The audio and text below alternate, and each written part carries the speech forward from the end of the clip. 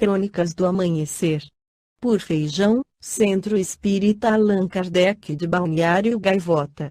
Balneário Gaivota, 6 de outubro de 2024. Fim do mundo. É correto ligar catástrofes e doenças ao livro de Apocalipse, parte 1. Incêndios florestais que consomem vastas áreas, pandemias globais, terremotos devastadores e conflitos armados em várias partes do mundo. Para muitos religiosos, esses eventos não são apenas desastres isolados, mas sinais do cumprimento das profecias descritas na Bíblia, especialmente no livro de Apocalipse, o último da Bíblia cristã. Com suas visões de pragas, guerras, destruição e presença de símbolos difíceis de serem interpretados, o Apocalipse continua a ser um ponto de referência para aqueles que acreditam que estamos vivendo os últimos dias. Mas por que, exatamente, tantos veem nas catástrofes modernas um reflexo das previsões bíblicas? Para explorar essa conexão, o UOL ouviu Cacau Marques, pastor batista e professor de História e Teologia, e o católico Paulo Nogueira, doutor em Teologia e professor na PUC Campinas, para entender as diferentes interpretações do Apocalipse e como elas se relacionam com os eventos atuais. Por que conectar catástrofes ao Apocalipse? A conexão entre os desastres modernos e o Apocalipse surge, em parte, da busca humana por significado em tempos de crise.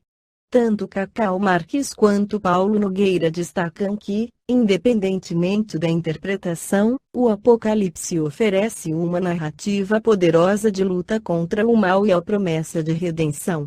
Para aqueles que veem o mundo em um estado de turbulência constante, o Apocalipse serve como um lembrete de que a tribulação é temporária e que, no fim, há uma promessa de vitória divina. O Apocalipse, portanto, continua a ser um texto relevante, não apenas como uma advertência ou um relato de eventos futuros, mas como uma fonte de esperança e reflexão para os fiéis. Mesmo que suas visões de destruição possam parecer assustadoras, tanto Marques quanto Nogueira concordam que o verdadeiro objetivo do livro é inspirar e fortalecer a fé, oferecendo uma visão de um mundo celestial onde o bem triunfa sobre o mal. Além disso, Paulo atribui essa incorreta ligação do livro com tragédias por conta do fundamentalismo religioso. Para o professor, só podem dar valor a um texto altamente simbólico como o Apocalipse caso ele se refira a fatos concretos. Ainda segundo Nogueira, um grande equívoco é aplicar uma interpretação literal das narrativas do Apocalipse como fatos futuros, tendo em vista que as profecias tinham ligação com o tempo em que foram escritas. Na Revista Espírita de abril de 1868, em artigo denominado Fim do Mundo em 1911, o espírito Jobardi esclarece: por mim, eu me disse, sim, o fim do mundo está próximo, ele lá está, eu o vejo, o toco. Ele está próximo para aqueles que sem o saber trabalham para precipitar a sua vinda. Sim, o fim do mundo está próximo, mas, o fim de que mundo? Será o fim do mundo da superstição, do despotismo, dos abusos mantidos pela ignorância, pela malevolência e pela hipocrisia? Será o fim do mundo egoísta e orgulhoso, do pauperismo, de tudo o que é vil e rebaixa o homem, numa palavra, de todos os sentimentos baixos e cúpidos que são o triste apanágio do vosso mundo? Esse fim do mundo, essa grande catástrofe que todas as religiões concordam em prever, é o que elas entendem. Ao contrário, não se deve ver a realização dos altos destinos da humanidade. Se refletíssemos em tudo o que se passa em volta de nós, esses sinais precursores não seriam o sinal do começo de um outro mundo, quero dizer, de um outro mundo moral, antes que o da destruição do mundo material? Sim, senhores, um período de depuração terrestre termina neste momento, um outro vai começar. Tudo concorre para o fim do velho mundo, e aqueles que se esforçam por sustê-lo trabalham energicamente, sem o querer, para a sua destruição. Sim, o fim do mundo está próximo para eles, Eles o pressentem e se apavoram, acreditai, mais do que pelo fim do mundo terrestre, porque a fim de sua dominação, de sua preponderância, a que eles se apegam mais do que a qualquer outra coisa, e isto será, em relação a eles, não a vingança de Deus, pois Deus não se vinga, mas a justa recompensa de seus atos.